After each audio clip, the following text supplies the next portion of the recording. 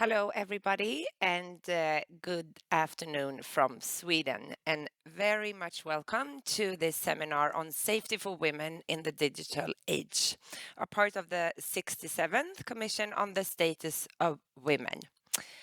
Women and girls are not safe in public spaces. They are not safe in their homes, in their workplace, and they are not safe online.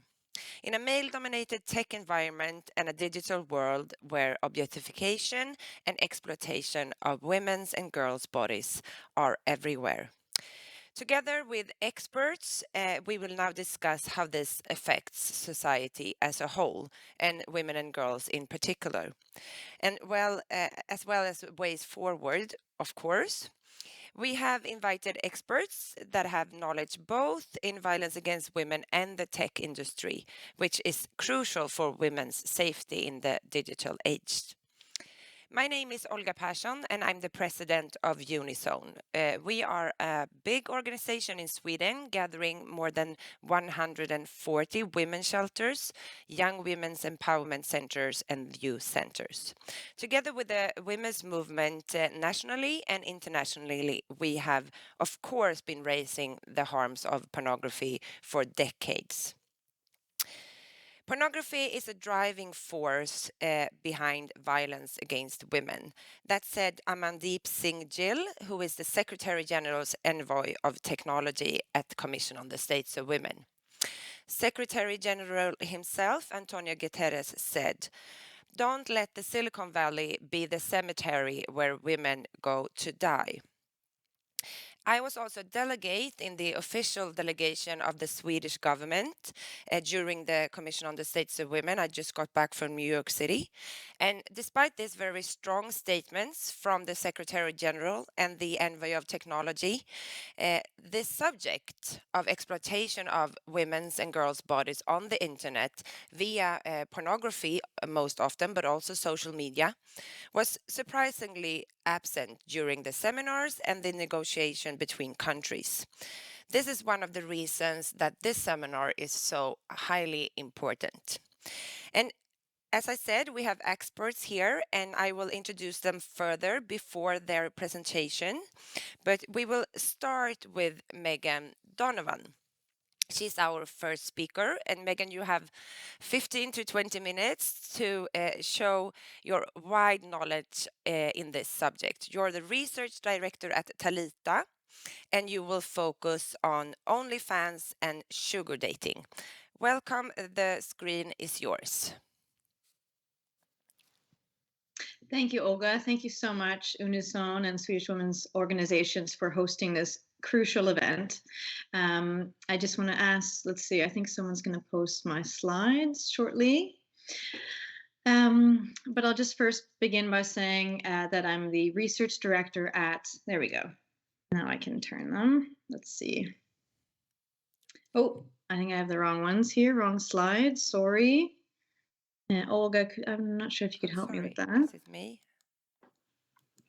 I'm sorry. There we go.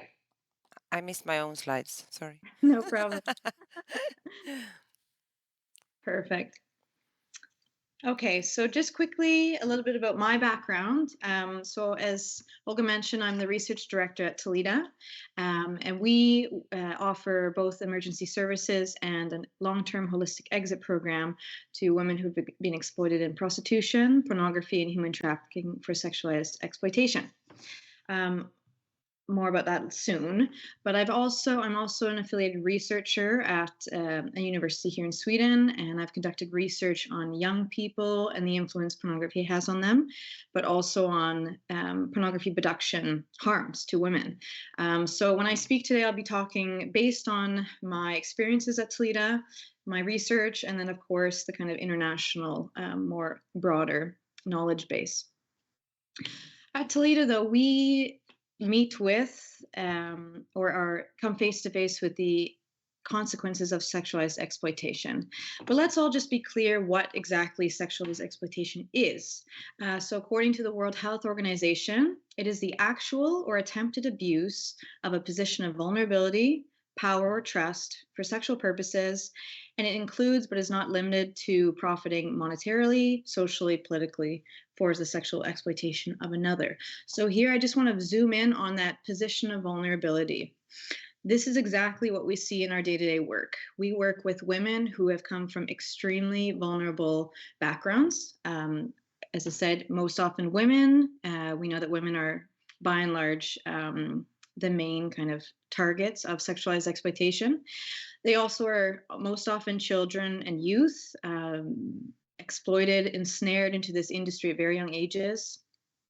They may come from backgrounds of poverty, financial difficulties, and most often, we see it again and again and again, they have been exploited or exposed to earlier forms of sexualized violence, including child sexual abuse.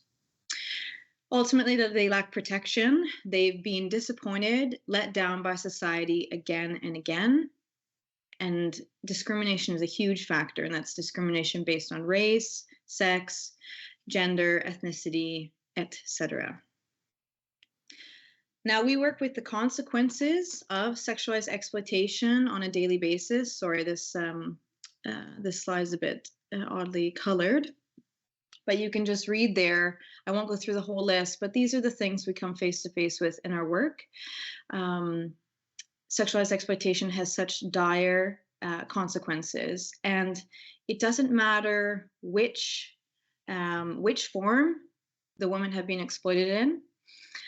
It doesn't matter if it's online or offline, outdoor prostitution, indoor. The consequences are almost identical. Dr. Melissa Farley has written that women don't stay in one location; they move from one physical and online location to another. It's wherever the sex buyers are located or where the pimps send them. And this is she's picked up something so key here. So we know that traffickers and pimps, they want to minimize their risks and maximize profits. And at the same time, we also know that women and girls resist all forms of violence and exploitation. But the pimps want them to be where the demand is. So obviously during the COVID pandemic, it became so clear that everything went online. So did the sex industry. Women went from offline to online. But another key thing is that in, say, countries like Sweden, where prostitution is seen as a form of violence against women, pimps and traffickers have to be smart. They have to, as I said, minimize their risks. And so what better way to do that than to try and repackage, disguise their product into something else? And so that's exactly why we're seeing phenomena such as so-called sugar dating popping up. And it's simply an attempt to glamorize and disguise what's actually occurring, prostitution. So sugar dating is based on the kind of premise that older men who have money buy access to young women's bodies by paying them, by taking them out for dinner, buying them, expensive clothing, etc. But ultimately, it's an exchange of something, gifts, for sex. And men in the company, as you see here, this Rich Meet Beautiful, they put up billboards near universities targeting young women in particular, who of course maybe have huge financial student debts. And again, it's all an attempt to disguise what's actually going on here. Of course, you hear the word sugar, it's sweet, right? There's nothing sweet about prostitution. The Swedish police have understood that this is nothing but prostitution and have focused a lot on the phenomenon here. So Criminal Inspector Simon Hagström, who focuses on the issue of prostitution, he says that sex buyers flock to these sugar dating sites. And basically, sugar dating today, according to him, is the most common gateway for young girls into sexualized exploitation. We also have partners who conducted a campaign. The translation is Hire a Girlfriend. And so they basically created this website. And when they set it up, they let it run for over a weekend. And they had over 800 men register, sign up for the website. And 1 in 7 of these men were seeking out girls, female minors. So clearly, the link is absolutely crystal clear. And again, we have to pay attention to the language, a repackaging of the same thing. Here you also see advertisements for live so-called webcam models, adult influencer, model, best websites to sell nudes. I mean, look at the language here. Model, blog, influencer. These are all, you know, terms that reflect our popular culture. And it's extremely active choice for pimps and others who want to profit off of women and girls and their vulnerability. It's very intentional, their use of these words, because it allows them to disguise what's going on and more easily lure, entrap, ensnare young girls in particular. And today's pornography industry is hardly recognizable compared to how the industry looked decades ago. It's really collided with social media. Now that'll be a discussion that is coming up later on. But I want to narrow in on OnlyFans.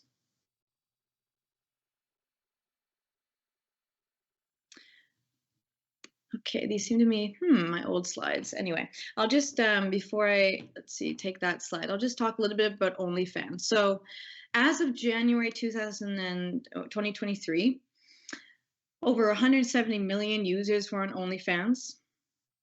There was 1.5 million so-called content creators. And again, that's the language used to kind of disguise what's going on. The website grew by over 500,000 during the early stages of the pandemic. And again, there's no coincidence there. People were strapped financially, and the last thing you have to sell is your body. And of course, the demand skyrocketed because men, boys sitting at home, the demand for pornography increased, especially men who would not maybe normally go out and buy access to a woman's body in prostitution. It's one of the top 50 most visited websites worldwide. And now something that's really key to note here is that the top 1% of accounts generate 33% of all revenues. Meanwhile, the top 10% of accounts generate 73% of all revenues. Okay, what does that mean? Well, basically, there's a very, very small number of people who are making almost all of the money. So there's a huge kind of group at the bottom who make almost nothing on OnlyFans. And yet what we hear, what we see in social media is, of course, these select few individuals, often famous influencers, movie stars, etc., who are on OnlyFans making a lot of money. But again, that's not the reality for almost all young women and girls who create an account on that website. In fact, 82.4% of accounts make less than $20 per month. Now, when I was interviewing different women who had experiences of pornography, one woman said something very profound. She said this: "In today's society, we're all about selfies, and we learn that we should get as many likes as possible. Young people are most affected by this culture. Their boundaries end up being pushed further and further, and then the next step, selling images, is actually very small. All it takes is for someone to say, 'You can earn money,' instead of likes." And that's exactly what's happening here. Young girls are thinking, you know, okay, well, I post pictures anyway. Why not make a little bit of cash? Maybe especially those who need some money. And so these pimps and traffickers these days are clearly profiting off of taking advantage of the popular culture of our day.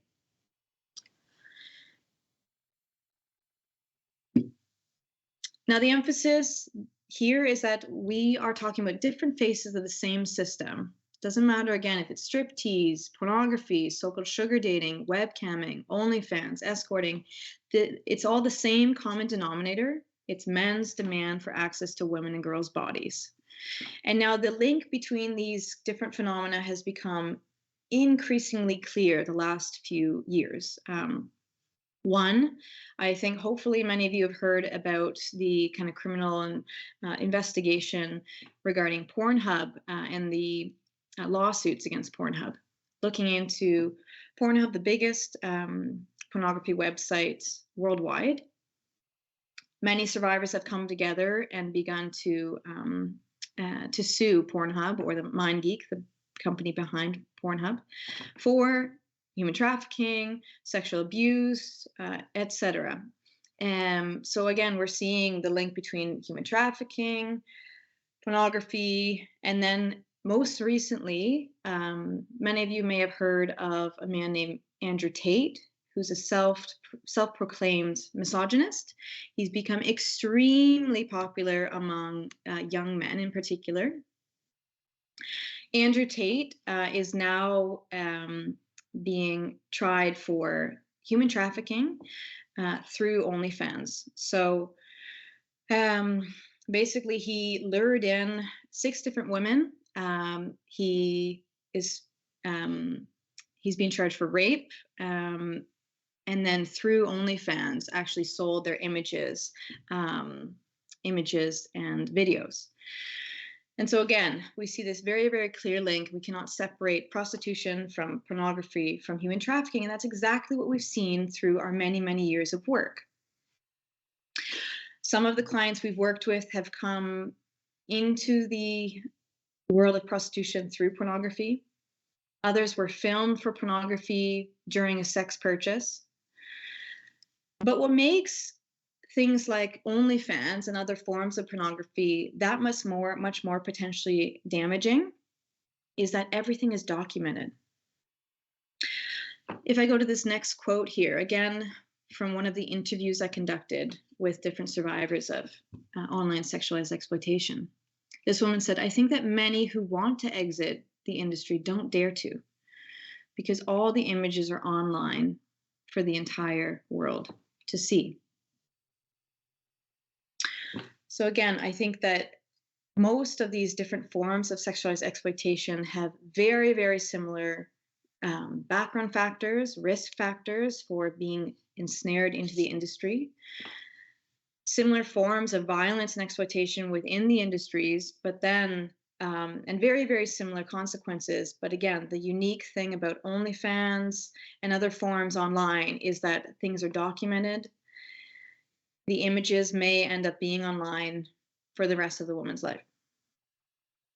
And again, the women I've talked to say how they fear their bosses, their children, their partner, their friends coming into contact with these images and having no control over them. So that was a kind of a brief summary of what we've been learning, what we've been seeing when it comes to our work, OnlyFans, as well as sugar dating. And I want to kind of transition into what we can do about this issue. How can we combat online sexualized exploitation? One, laws that hold perpetrators accountable must apply both online and offline. In Sweden, we have our, I think, very famous Sex Purchase Act that puts the responsibility, puts the onus of the violence, of the exploitation on the perpetrator. So sex purchase is illegal. We also have our pimping and trafficking laws. But suddenly, once something is online, suddenly those laws don't seem to apply. And meanwhile, the damage, the injury to the woman, most often, is comparable. We even have a case right now where despite there being a sex purchaser convicted of sex purchase, the pimping laws are not being applied to the pornographer who brought the sex purchaser into the picture. It's really, really extremely problematic, and that needs to change. Just like we've understood as a society that rape, whether it happens online or offline, has comparable consequences, we need to understand that sexualized exploitation also has comparable and sometimes identical consequences. But very, very importantly, along with those laws, we need to be offering holistic support to individuals exploited in all forms of sexualized exploitation. As we've learned at Talita, this support needs to be long-term. It needs to meet the individual where they're at. It needs to base it off of their needs, be able to tailor it to their needs. That's absolutely essential. Women need to have an alternative, a real alternative to all forms of sexualized exploitation. And then very, very important as well is prevention. We need widespread professional training, education, but also screening for risk factors for experiences for instance, of OnlyFans and other forms of sexualized exploitation. And we need to be collaborating. Okay, these phenomenon, it takes a village, and that's why we're so honored to be partnering with and collaborating with organizations like Unizon and Swedish women's organizations. I know we'll talk more about all of these details in the discussion coming up. So that was, again, just a brief summary of some of the trends and concerns we've been seeing. But thank you. I'll just switch to my next slide, and I'll let Mandy take it from there. Thank you so much, Meghan. I have a short question for you before we let the screen go to Mandy, who's going to talk about prevention, of course, and the programs we can do when it comes to counter this very pornographized and sexualized culture that we all live in. But the data you had on OnlyFans, was it hard to get hold of? Because it's so interesting that all of these companies that actually say that they succeed in hiding a lot. I listened to a seminar yesterday where TikTok explained that they had 4 million accounts only in Sweden, and nobody actually knows anything about the company behind that. So how did you get hold of all this data when it comes to OnlyFans? And who is the owner? Who is it behind? Who is the brain behind OnlyFans? I know I forget his name, but it's a British man. And when it comes to the data, I mean, I actually found there's a few different academic articles that have cited some of these stats, but most of the stats are coming from the company themselves. So of course we have to also kind of, take it with a grain of salt. But I think that both OnlyFans, also so-called companies or big pimps like MindGeek, it's a way to kind of, again, promote, normalize their so-called product. Look how many content creators we have. Look how many individuals who have signed up for this. This is just normal. This is now part of our everyday culture. They claim and call it social media, and it's nothing but. So again, I think that it's part of their kind of marketing scheme, definitely. So that's a way to normalize this very toxic environment, and we will get back to how to regulate all these businesses out of business later on in the discussion. But now it's time to go to Mandy Sanchez, and we had the opportunity to meet also in New York City, and we had a room packed of mostly women and young women listening to when you did the presentation of the work you are doing at Culture Reframed. But you also have a doctorate in sociology with a concentration in criminology and women's studies, and you specializes in domestic and sexual violence. But you're also program coordinator for Culture Reframed. And I think some of you who are listening now also know about Gail Dines, the director for Culture Reframed and the founder. She has been to Sweden lots of times talking about the harms of pornography. But now you are going to focus on the programming for parents and professionals who you are running in the US right now. So thank you, Mandy. The floor is yours. The screen is yours. Thank you so much, Olga. I appreciate the invitation. I'm so honored to be here. Meghan, that was amazing. As always, I love to hear about your work. It's so wonderful. So if I could get my slides, maybe.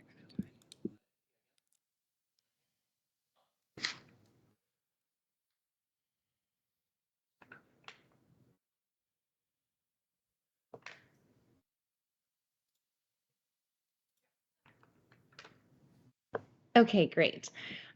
So today I'm going to be talking about that connection between these really huge industries of social media, gaming, and pornography, and discuss the harms to girls and kind of what we can do about it. So what we're seeing here worldwide in the social media landscape is that there are 4.7 billion users of social media, and that is more than half of the population. We're seeing people join about 7 different platforms per month, and they're spending about 2.5 hours per day on social media platforms.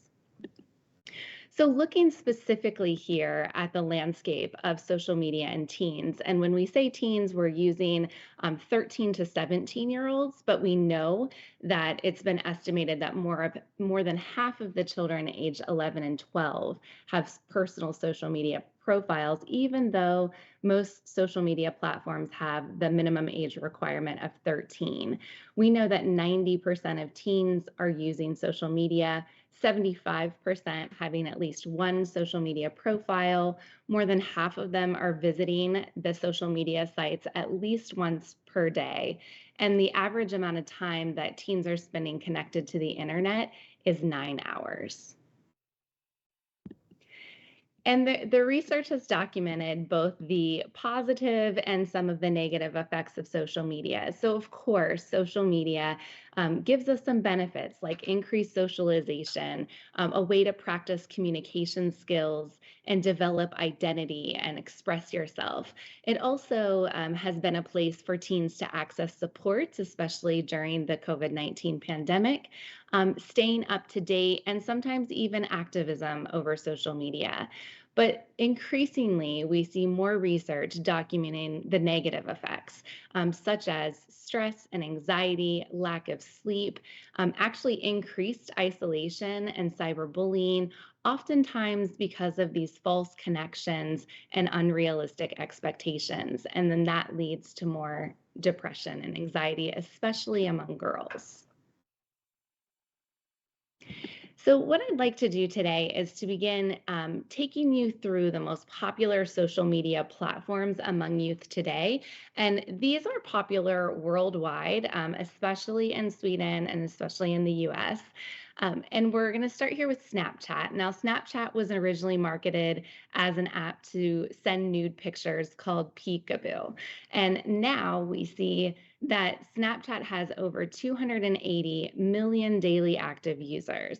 And like Meghan said, these stats usually come from these industries, from the actual companies or platforms as a way to boost engagement. We know that 90% of 13 to 17-year-olds use the app, and they're spending around 25 to 30 minutes per day. Now, snaps are photos that are sent and they're uploaded and shared, and they disappear usually within seconds after being viewed, but you can screenshot those pictures. Also, there is location tracking on Snapchat and a way to now post videos. And the defining feature is the filter. So we see the ability to transform a 10-year-old into a 20-something in just seconds. And here we have Instagram. Instagram is another photo sharing app. Now you can post videos and reels and stories to Instagram. They have over 500 million daily users, and about 85% of teens are spending about 50 to 55 minutes per day. And to date, there are 50 billion photos uploaded to Instagram. And this is an image that I pulled from Collective Shout, which is a nonprofit charity in Australia. They did a 15-month investigation into the sexualization of girls on Instagram. And what they found were hundreds of images of underage, hypersexualized girls, such as this little girl named Bella, who is 10, and we find this out through the comment section. And they not only pulled this image of Bella, a 10-year-old with a black leotard and fishnet stockings, sitting on what we would assume to be a bar because of what it's labeled there, and posed seductively on a stripper pole. And in the comments, after users had verified that she was really 10 years old, she was asked to please open your legs. And what Collective Shout did was they submitted all of these images with the comments highlighted to Instagram, and Instagram found that none of them were to violate their community guidelines. And this brings us from kind of the still image of images to motion and video. And YouTube is the most used digital video platform, especially in the US. In the US, Netflix is coming in second to YouTube. And according to YouTube, there were 1 billion hours of videos are watched on the site every single day. And the video platform has about 2 billion users. And note that you do not have to be a registered user in order to watch videos. I was just in line to pick up my kiddo yesterday, and I saw a little baby, probably 2-ish, and was watching a video on YouTube on an iPad. So you definitely don't have to be a registered user to have access. 77% of users are in that teen category on YouTube, and you can watch, upload, and share videos. You can have a channel or subscribe to channels like this one, Aries TV, Kids TV. And this content creator here on Aries Kids TV has taken a really popular cartoon, a kid's cartoon called Bubble Guppies. It's about a school of fish, and they literally swim around and they learn how to share and talk about healthy food and things like that.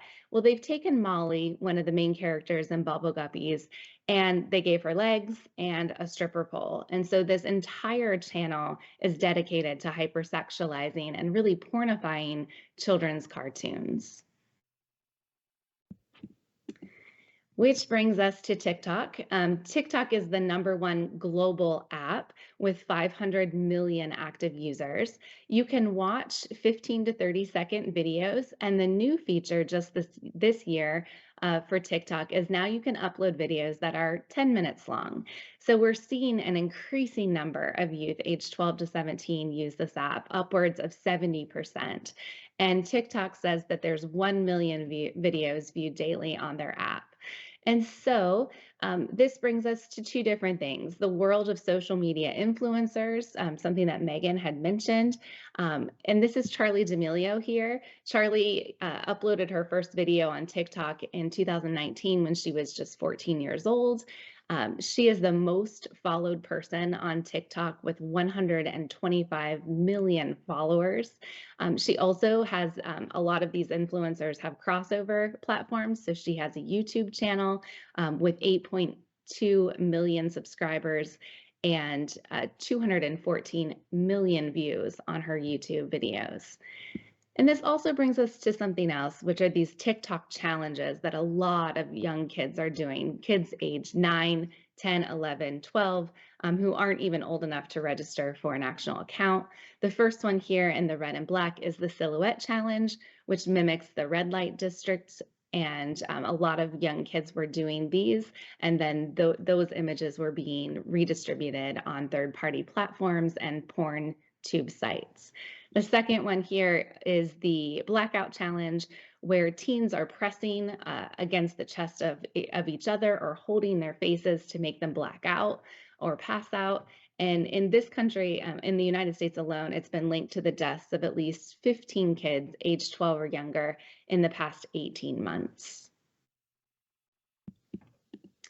So like we said, when kids grow up, it used to be, I want to be a teacher, a nurse, a doctor, an engineer, something, a football player or anything like that. And now it's, when I grow up, I want to be a social media influencer. This girl is Ella Kosmovic. She's from Belgium, and she was just 8 years old in April of 2020 when she did a video on TikTok that has gotten about 10 million views. She puts out two videos a week, and she emulates influencers like Addison Rae here. And you can see she not only emulates her, she's a dancer, she not only emulates the 30-second dance moves that she has, but she also mimics the voice, the sound of the lyrics, and the words that are very explicit, and also mimics the style of dress. Ella is now 10. She has over 776,000 YouTube subscribers with close to 100 million views on YouTube. So a lot of studies have documented this effect of this kind of light culture that Meghan was talking about, and saying, how does social media make you feel? And a majority of those kids are saying that social media creates this overwhelming pressure to succeed, and almost half of them says that comparing their life on social media makes them feel inadequate. So it is this like culture. Listen to me, like me, hire me, watch me, look at me, that has us really concerned about young girls and boys. But research has consistently documented the negative effects of this comparison factor of social media, citing increased depression, decreased well-being and self-esteem, leading to poor body image and eating disorders, especially among girls. And I was also asked to talk a little bit about the gaming industry, and we would be remiss if we didn't. And we know that gaming is such a huge industry, a $300 billion industry for that matter, where we see about 3.2 billion gamers worldwide, and about 173 million kids under the age of 18 are playing video games daily. And we know as researchers that the hypersexualization of women in video games is definitely not new, but it's ever evolving and ever increasing in games marketed to young kids. So no more do we still see the hypersexualization in those 18 and older, those mature rating games like Grand Theft Auto, but we're also seeing it in Fortnite and even in cartoon characters like Minecraft. So it's really no coincidence that we see these images portrayed in video games, such as Lollipop Chainsaw. This hack and slash video game features Juliet Starling. She's a cheerleader zombie hunter and fights zombies in these outfits at a fictional California high school. And I just want you to notice this really eerie similarity in the style of clothing, the shapes, and even the poses between what we see on a Victoria's Secret's fashion show, runway, and Lollipop Chainsaw, which is being remade in just a few months for release.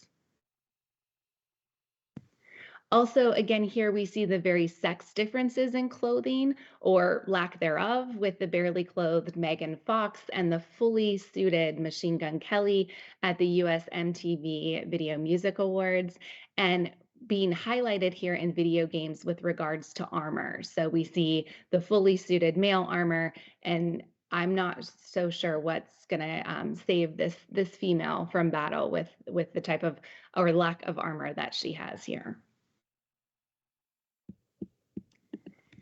Which brings us to Discord. Now, Discord is an instant messaging and digital distribution platform that was created for gamers. This was a way for them to share tips and tricks and build communities around the games that they play. All you need is a device with an internet connection and an email address to set up an account.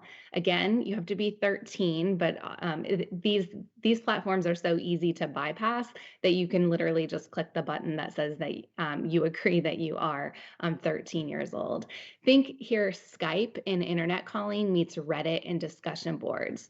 So users can communicate with voice and video calls, text messaging, sending media and files, and and they can communicate in private chats as part of communities called servers. So these are private chat rooms, and on Discord, there are 6.7 million active servers or communities. Now, some of them will be around, how to sew a button or how to make a cheesecake.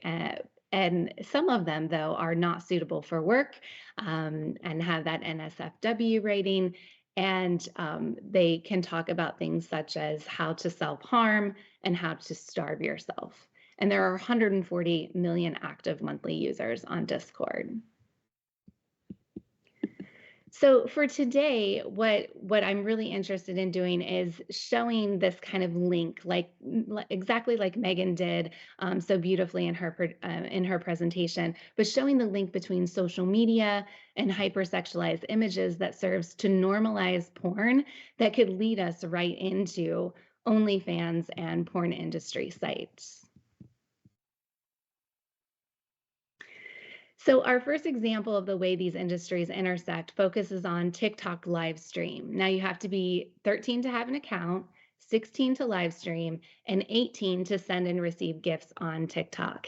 And in May of last year, Forbes reviewed hundreds of TikTok live streams, and they used the viewers' comments to look at and see what they were doing. And so these viewers were commenting and urging young girls to perform for TikTok gifts. Now, these gifts can be redeemed for money or in off-platform payments to Venmo, PayPal, or Cash App.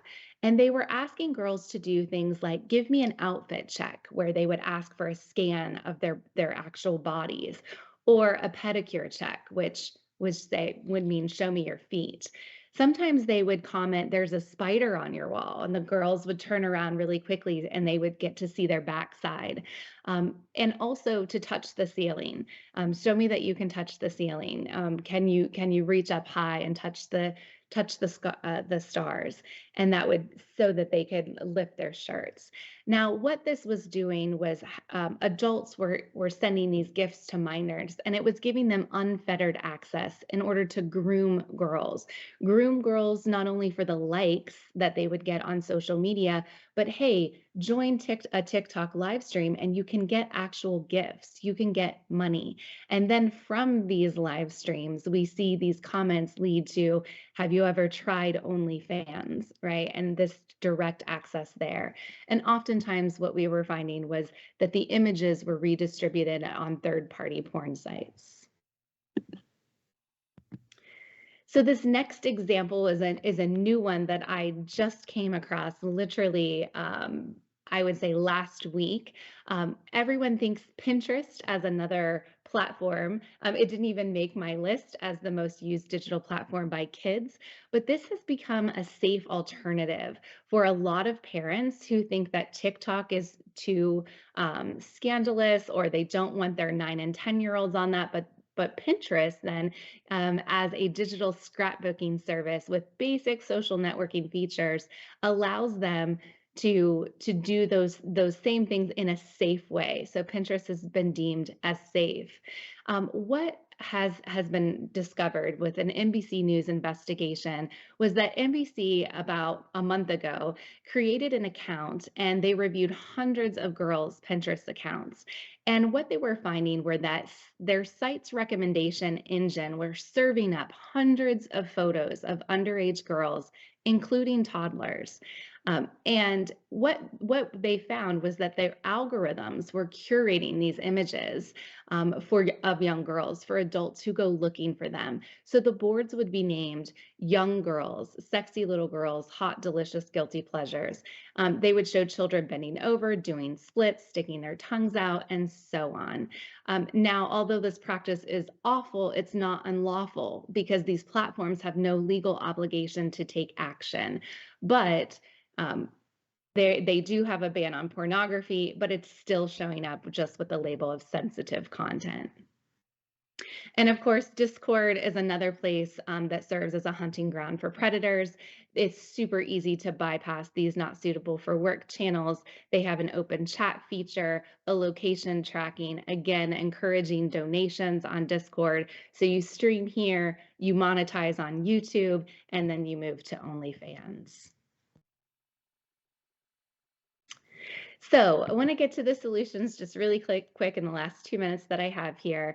So what we do at Culture Reframed, it seems so big here, but what we do is we focus on young people and all of those around young people, such as educators, activists, parents groups, the mental health, medical, and legal fields. And we know through research that numerous studies have showed that most adolescents consider these three groups of people, parents and caregivers, educators, medical, legal, and social professionals, as a helpful source of information regarding sex and sex education. Kids are really eager to have open and honest conversations. And when we have the knowledge and skills and confidence to engage in them in these regular conversations, there is a significant reduction in risky behavior among youth. We can't leave it up to these social media, gaming, and porn industries to have these conversations because they are having them and they will have them. So at Culture Reframed, we have free online courses that are geared towards parents of tweens and teens that have step-by-step modules. They're research-driven and age-based. They're chocked full of online educational videos, resources, and links. And parents love the guided conversation scripts that we have for them to have these conversations.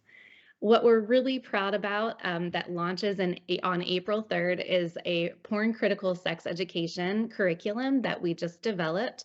It is so innovative because we start with an anti-exploitation framework, and we have free, customizable, and comprehensive training modules for the teachers, lesson plans, and digital literacy sessions. They're full of resources, powerful PowerPoints, links, and videos. And once again, it launches on April 3rd on our website.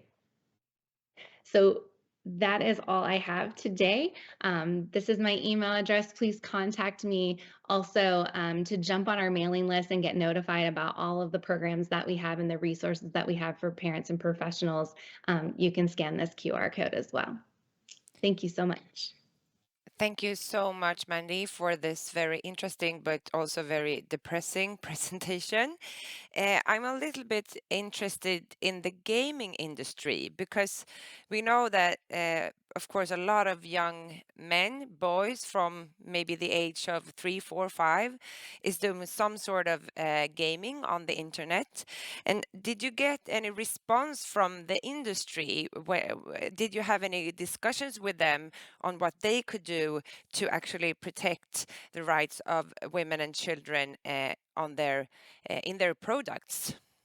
Yes, I hate to say this, but the gaming industry is much like the social media and porn industries. You know, they put out those general warnings. They say, you know, we have an age platform where it says you have to be 13 in order. We put warnings on things. It's up to parents to be able to have these conversations with their kids about safety. We do our best. We can't moderate everything. So just like the social media and Pornhub and porn industries like that, they don't have a whole lot of content moderation, and there's not a whole lot of legislation that will protect our kids from their predatory behavior. Okay, so we all have a responsibility to actually contact them, because I think I remember the discussion about Grand Theft Auto. It's been going on for like 10 years, I think, about the objectification of women and the violence against women that is a part of their product, actually. But it's interesting to hear that they are not moving forward in any way. And thank you for now, and we will get back to you in the discussion about ways forward later on. But now it's time to introduce Dr. Kathleen Richardson.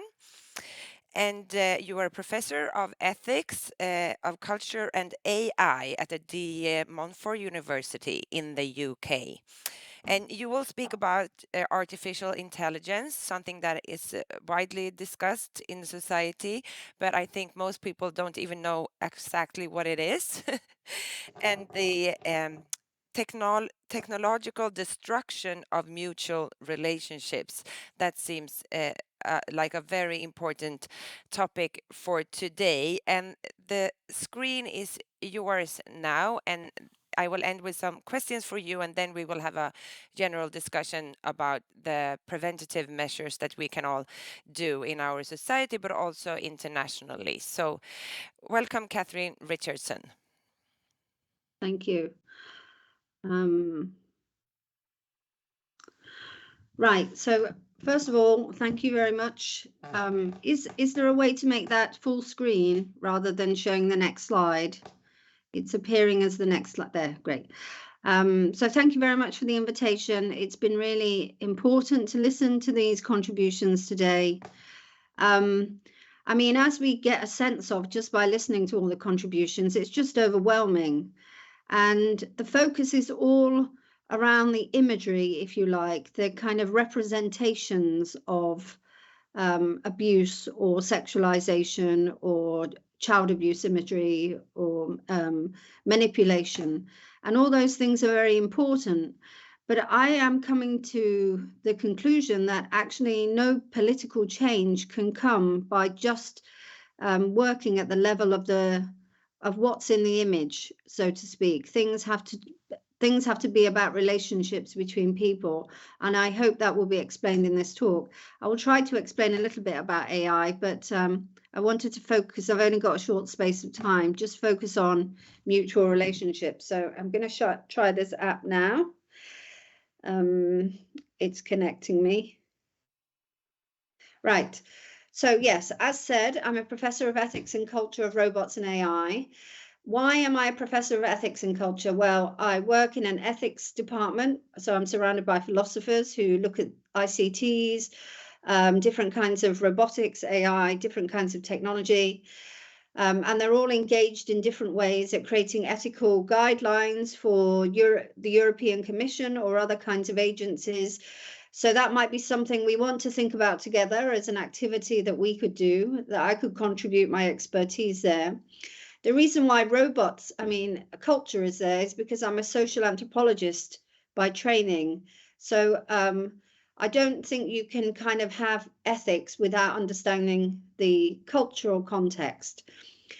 So I guess what makes my position very different from the vast, if not nearly 100% of the influencers, those ethicists of technology that you see online and they've got thousands of followers, is that I draw on abolitionist feminism and attachment theories to make sense of what is happening to technology, people and society.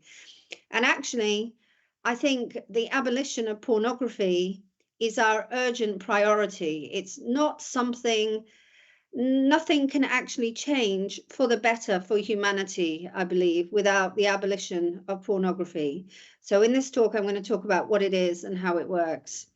I also founded a group called the Campaign Against Porn Robots. Now, everyone in wider society will refer to objects which are often sexualized, anthropomorphic dolls or slightly engineered dolls of women often. But I don't refer to them as sex. And I'm in my work, trying to reserve the word sex for sexual interaction. So it's something mutual between people. It doesn't have to be heterosexual. You can have a sexual interaction with someone who's the same sex as well as the opposite sex, but it has to be premised on the idea that it's rooted in this mutuality. And I think if we think about a word like love, we don't think, oh, I'm going to go out and I'm going to buy love today. I'm going to get a deal on love this afternoon, a beer and, a deal on love. Because we tend to think of love as something inside a person connected to their identity, who they are, and their choices. But we seem to have this very peculiar idea of sex where we've completely alienated it from human beings and abstracted it, and it's operating as a thing outside ourselves. And we need to restore it, if you like. We need to heal sex in a way that restores it to its understanding that we have about love. And I'll talk a bit about that too.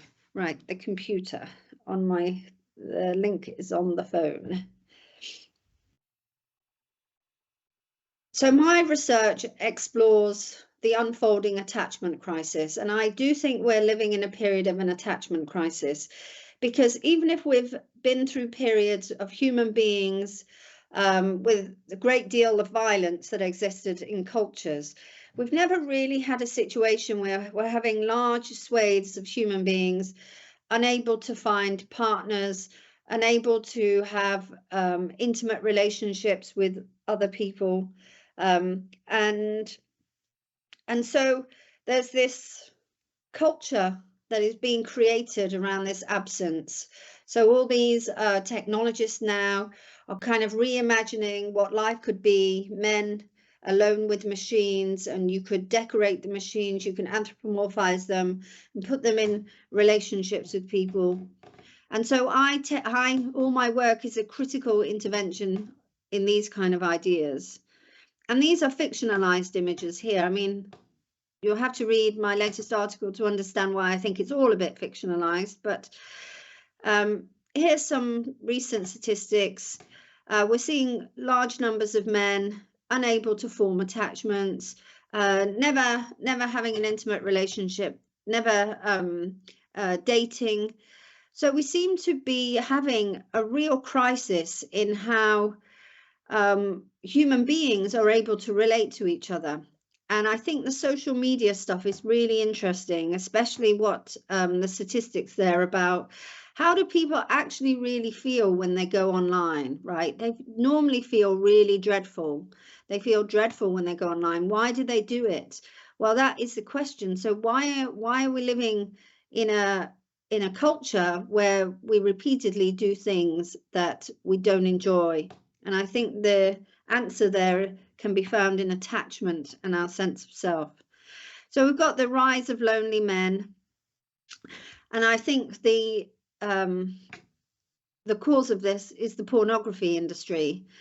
Now, porn is estimated at over $90 billion, but it's probably worth more than that now if you factor in all these like internet corporations.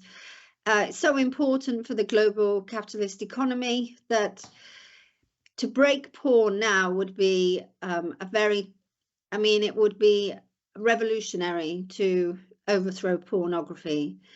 So what are we overthrowing really when we're overthrowing pornography?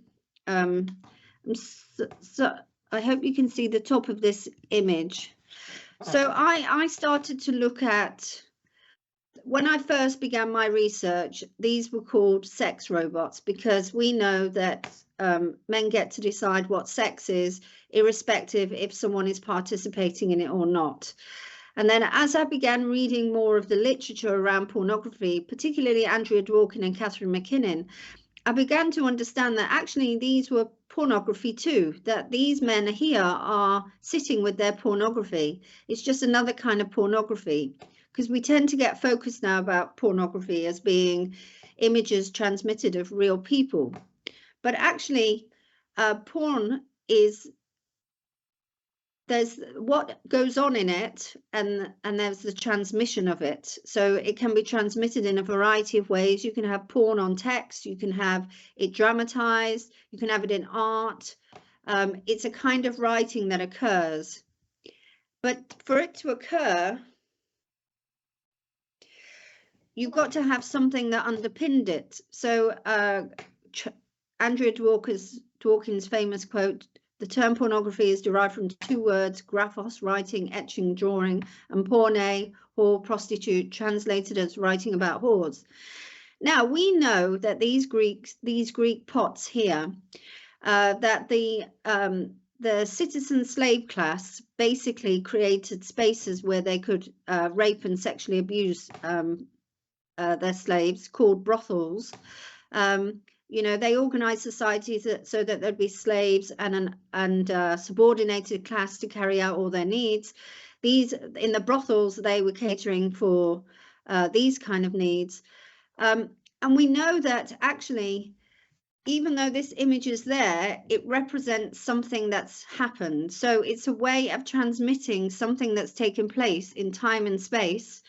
And it becomes a way of kind of transmitting it to others, so others can participate, enjoy, or it can be a reminder for the slave rapist to have a memory of what he's done. Now, nobody in their right mind thinks that these women or children participated in what was going on, but that didn't matter because it was still disseminated. And actually, there was a time when only the wealthiest, most elitist men could own and distribute pornography. But what happened when we developed technologies is that now pornography could be in the hands of every man. This is what's ultimately, I think, at the core of destroying our human relationships. Basically, ordinary men are carrying out relationships as though they were citizen males without regard for other human beings. And just to clarify, even though Andrea Dworkin says that porn is writing about whores, I think a more accurate way to talk about it is to writing about the abuse, writing about the prostituted, writing about the sexually violated. So Dworkin and McKinnon, this is really important. So they set up an ordinance which would allow people in pornography, mainly women, to sue pornographers if they could prove harm. That was the idea of the ordinance, that if they could demonstrate harm. Now, actually, what happened was the whole basically porn industry, patriarchal legal system turned against these pro-women campaigners, and they decided that what porn was just speech, just expression. So as expression, it's in a way, it's their way of expressing something about their ideas in the world. So there's a passage where Catherine McKinnon talks about so the idea of penetrating a woman in pornography is actually the speech of man, whereas we know that actually it's a physical act, right? There's a physical act taking place on the body of a woman.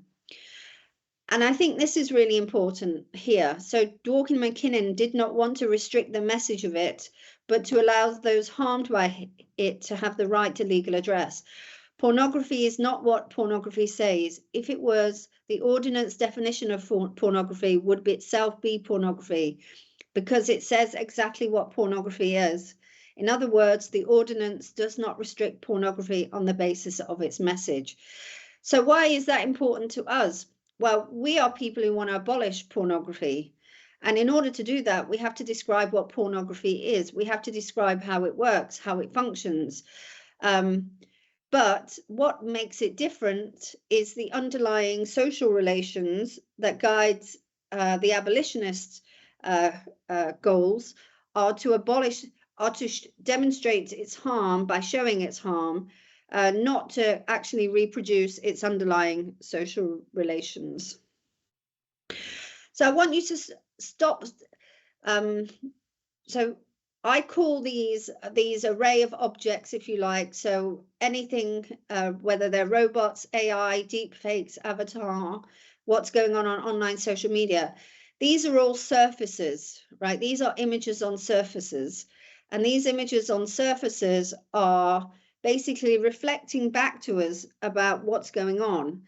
But I think like the Greek slave pottery, it's not, you could throw away that pot, right? You could destroy that pot, and the social relation between men and women would still exist. So we've got to always be careful that we don't just put all our energies into looking at the surface, how the surface. We have to look deeply at human social relations. And I think that's what my work does, ironically. So I look at technology, but you really have to understand what's going on in people's lives. And I think that has to be a kind of area of political action. Really find out what's going on, why they're making their choices, what may be lacking in their relationships. You know, what is this online life offering people that they don't feel that their needs are being met in their own personal relationships? And I think, you know, thinking about how we're relating to each other in life is going to be where we're going to see the important political shifts. I mean, if it doesn't happen, then it may be a very long time before we can recover or transform what's going on. So when we think about pornography, the links between the male-dominated technology industry it's always been there. So whether Jimmy Wales, co-founder of Wikipedia, set up a porn site, bomis.com, VHS won over Betamax because porn users preferred the format as a way to stream it. 90%, and this is research by Genevieve Cluck, which is really good. 90% of deepfakes are pornography, but you wouldn't think that from how they talk about deepfakes, because it only seemed to hit the news when it was depicting Barack Obama or other political figures. The fact that actually the largest area of exploitation there is women just goes to show you how biased sometimes our professional, when they talk about these professional ethics of technology, they're always focusing on things that they know are going to get them the widest audience. Sometimes it's referred to as virtue signaling. If you really want to challenge people's ideas, if you really want to change the world, talk to them about pornography, and you'll soon see how you can have the whole industry crashing down on you. I had this image here because it's a pornographic image by Playboy. So we're not just talking at the level of the users of porn or setting up platforms where porn can be accessed and then finding new ways to recruit basically the abused into pornography. But even if you like in the architecture of some of the technological developments. So this is Lena, who was a centerfold in Playboy. At the University of Southern California, it just so happened that one of the researchers there had a copy of Playboy and they were looking at signal imaging, and they used this image. And you've got to think at that time they were bringing in pornography into the lab, right? They were bringing, now they're watching pornography on their computers.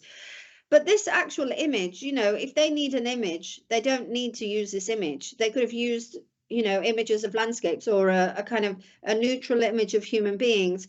So this myth that somehow the pornography is the driver of technology is absolute rubbish.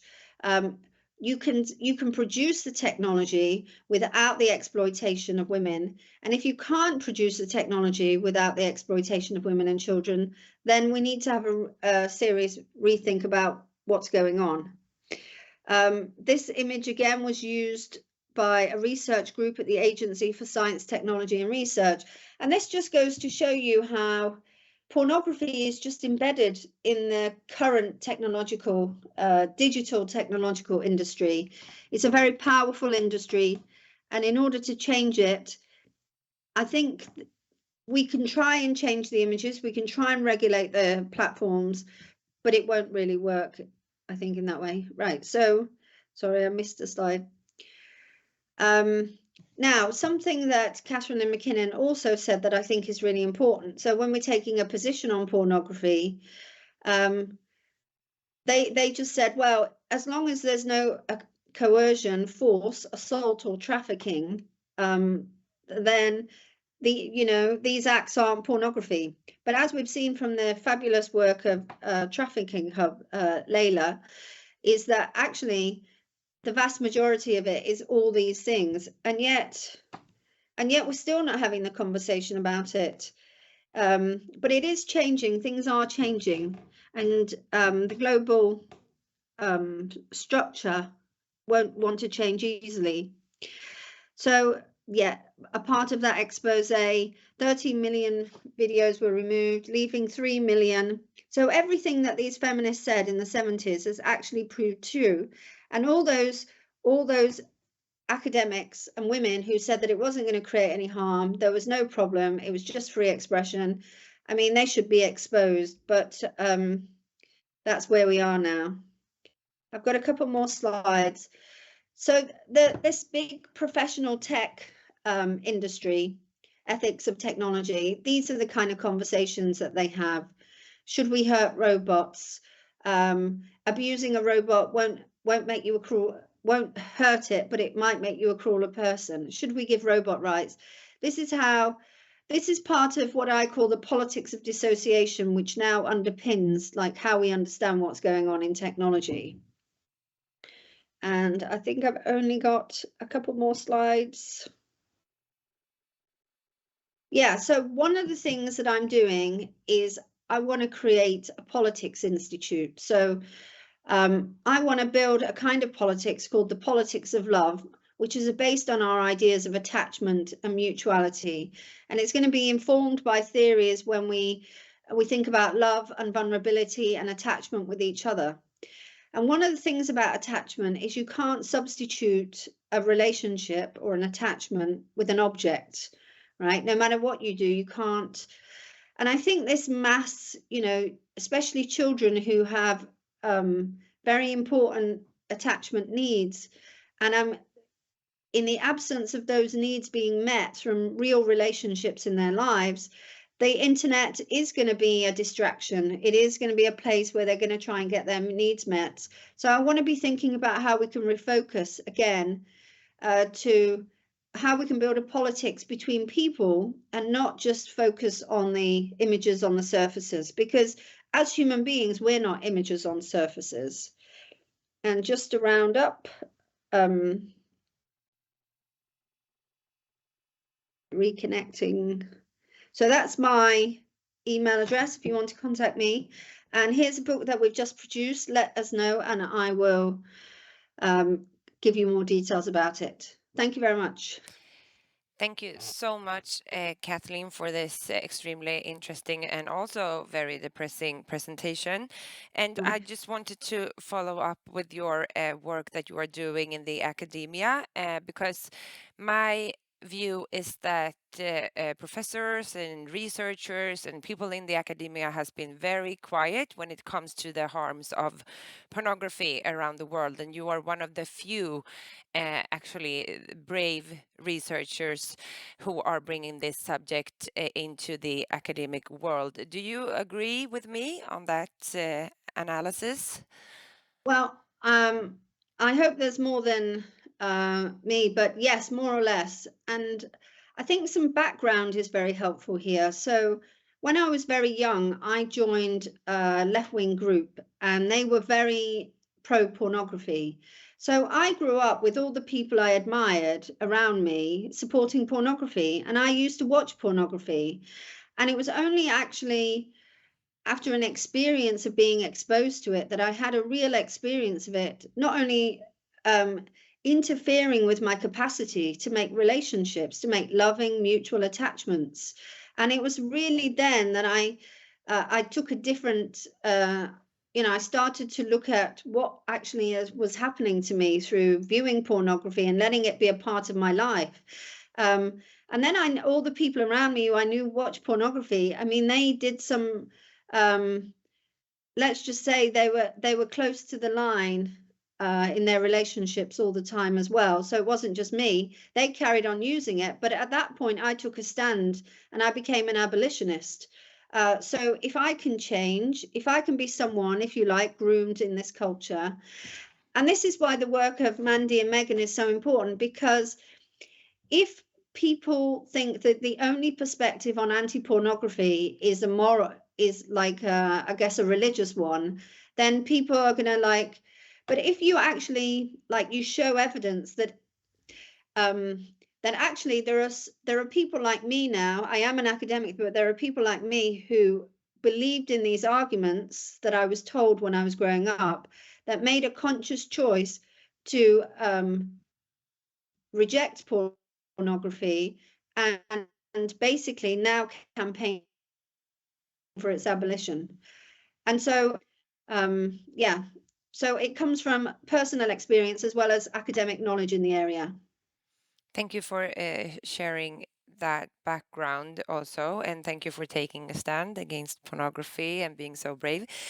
We have about 15 minutes left on this seminar, and I would like to round up the discussions together. We'll all the three of you, and hopefully we will get a picture of all the three of you, and also me, the fourth one. We have heard a few suggestions when it comes to ways forward, but I would like us to actually create some bullet points to the audience. What can they bring to their countries? Hopefully, there will be people from different countries, but we all know that pornography is global. So every country in the world is actually harmed by this huge industry. So, what can we do on the national level when it comes to regulation? Do we have any interesting things going on in the UK? I know we have some interesting things going on in France with an official governmental report of the harms of pornography. And we also had this age verification discussion, which came from UK in the beginning. Is there something going on in the US when it comes to regulation? I think we start with Mandy. You said that you have a curriculum going on, so maybe is that some kind of federal law that is going to bring this curriculum into the school, or? Oh, I wish. So in the US, it's really hard to get sex education, good, comprehensive, porn critical sex education into schools. We only have 13 states that mandate it. Because it's not a federal mandate. So we have a really hard time getting the push in there. But we are seeing in the US, different states, we have up to 17 states now that are trying to pass age verification legislation.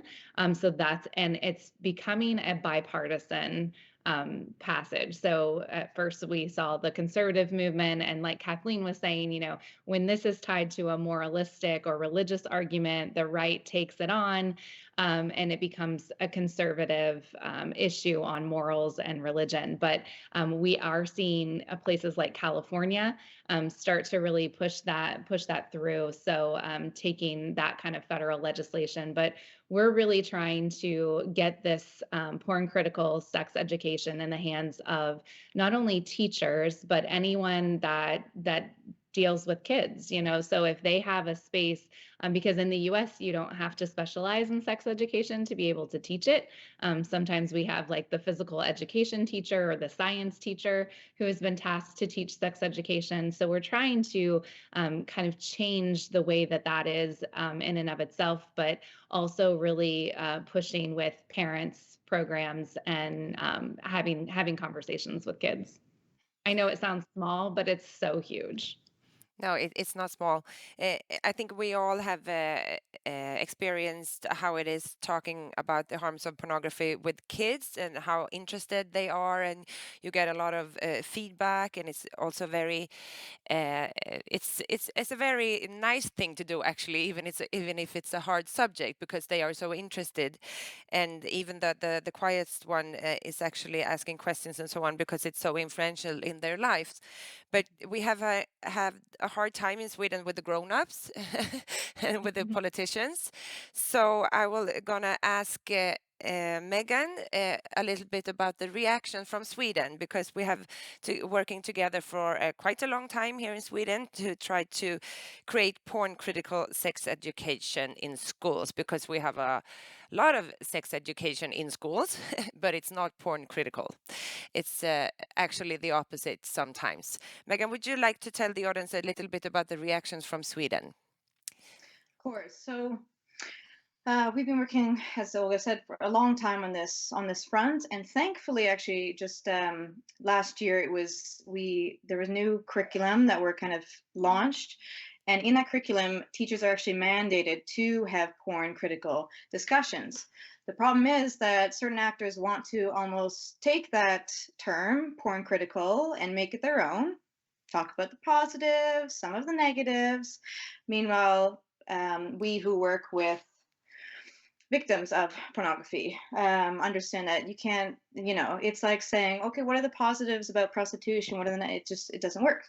And so we're trying to at least reframe it and make sure that schools who invite different actors in or among their own staff actually understand what does porn critical mean. And I mean, Culture Reframed, of course, is like at the forefront of that. So we are so thankful for all the inspiration from you. But yeah, there's definitely a lot of resistance. There's a lot of a lot of this kind of rhetoric of it's an individual choice. They want to separate consumption from production. Whoa, whoa, whoa! We're not talking about production. We're talking about consumption. Of course, that it just doesn't make sense. Thankfully, though, as well, another really positive development here is that there is a governmental inquiry looking into coercion and violence within pornography production and distribution that I'm a part of. And so I hope with that we'll also, just like with the prostitution issue, be able to take really kind of brave steps in protecting individuals exploited. Anything else I can say? How is this governmental inquiry going? Because it was like a hard struggle for the feminist abolitionist movement in Sweden to actually get this inquiry going. It didn't came, by just like that. So, No, absolutely. It's so been what's your years. impression so far? So far, it's I'm really, really relieved because the investigator and just the team that is leading the investigation, they have a really, really good foundation when it comes to knowledge on men's violence against women. They've been really doing a thorough job, and I think the majority of us sitting there kind of understand that this is about harm. How can we then protect and see that these individuals have all of society's support that they deserve and need? So I think there could be a huge, I'm really, really feeling encouraged that there's a huge opportunity here that, of course, and if Sweden takes a step in the right direction, I hope that then other countries will also. I will also mention, I quickly mentioned in my presentation, but again, there is this case right now where a woman very bravely reported both pimping and rape of a porn producer to the police here. But as I said, despite the man being convicted of sex purchase, the porn producer was protected because the purpose was pornography, as was studied, speech, so-called speech. So suddenly he's off the hook because it's filmed. So it's the message is that if you put a camera in the room where prostitution, where human trafficking, sexual exploitation is happening, where it's you're suddenly free. It could be like a campaign for all pimps and traffickers. I mean, it's just insane. I'm sorry. I'm but I hope that this case will also show kind of society that this is crazy. It doesn't make any sense. And even the fact that the harm is potentially augmented because everything is documented and disseminated. And we can also see that this is happening also in the UN system right now, that you are like this big elephant in the room in this zero draft, which is like the ground for the agreed conclusions that hopefully comes out from this very important Commission on the Status of Women. And they mention everything else except pornography and prostitution, and they speak around it. The only time they use the word pornography is child pornography, which is something that you don't even, it's not named that. It's like documented sexual abuse and rapes of children. So it's sometimes it just makes you crazy. If you put the label pornography on it, then it's not illegal, whatever you do to women or children.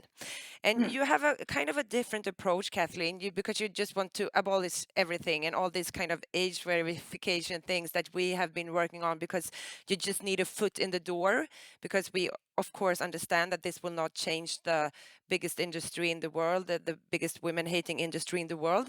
But do you have like a concrete thing that we all can do, except for saying no to pornography, except for saying no to men who use pornography, and all this on a very individual level? Do you have anything, any suggestions for us what we can do to actually abolish the pornography in the world?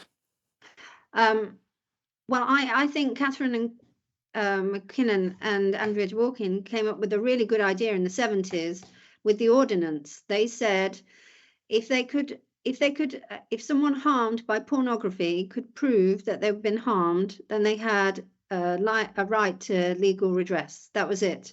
That was what they said. They didn't say we'll ban pornography, because if people aren't harmed in it, right, then there's no victim. We all know that's not true, but let the pornography industry then demonstrate to the world that it is an industry that doesn't work on the basis of coercion, doesn't work on the basis of exploitation, surveillance, abuse. So I actually think it was a really clever idea, and it's actually informed the Nordic model, because if sexual exploitation underpins prostitution, sexual exploitation underpins pornography as well.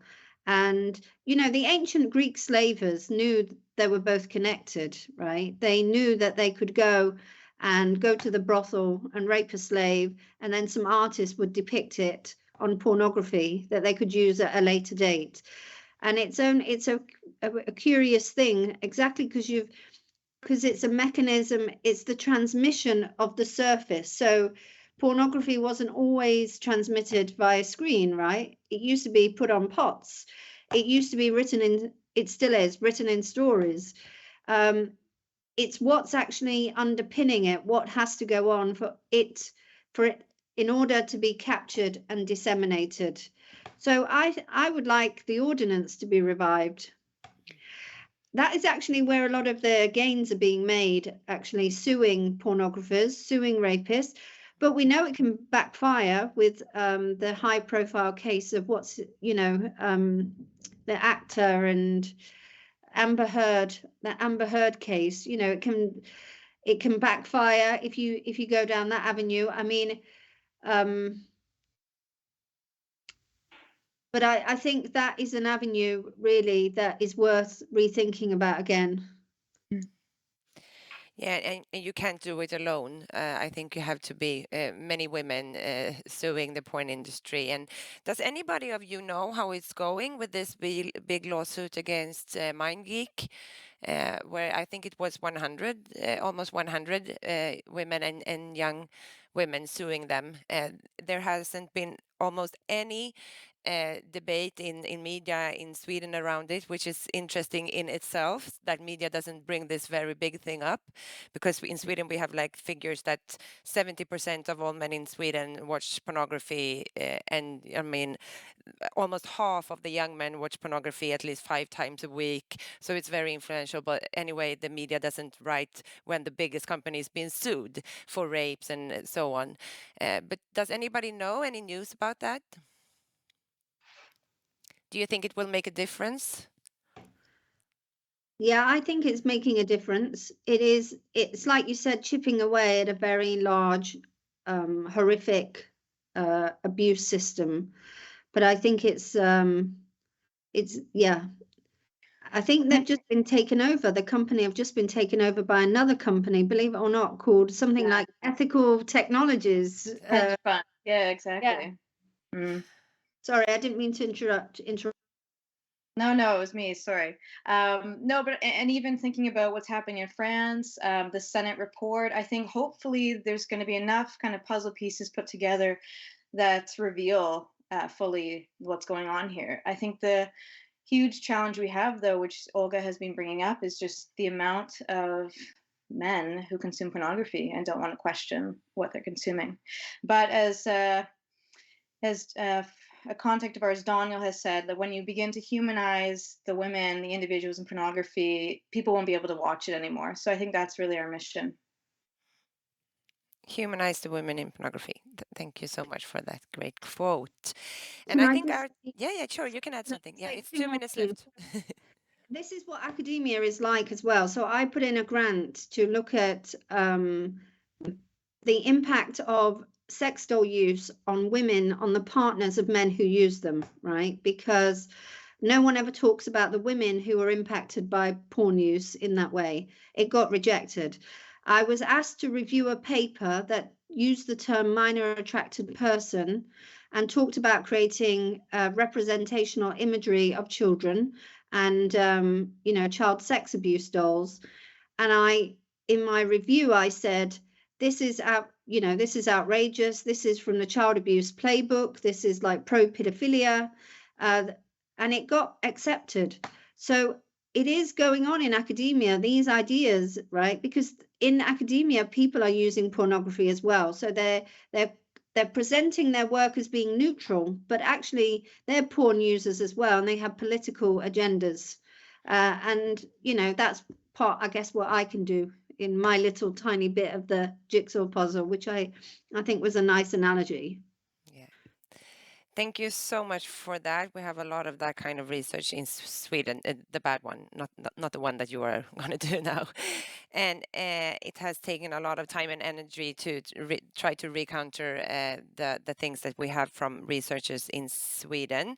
But and I also think that this report from France will make a difference, at least on the EU level, which is an important actor when it comes to shutting down the porn industry and the prostitution industry. And we will take on to actually try to translate that report to English, because the French don't translate. So it's only translated in summary in English. So we will take that on. So not everybody has to reinvent the wheel in every country.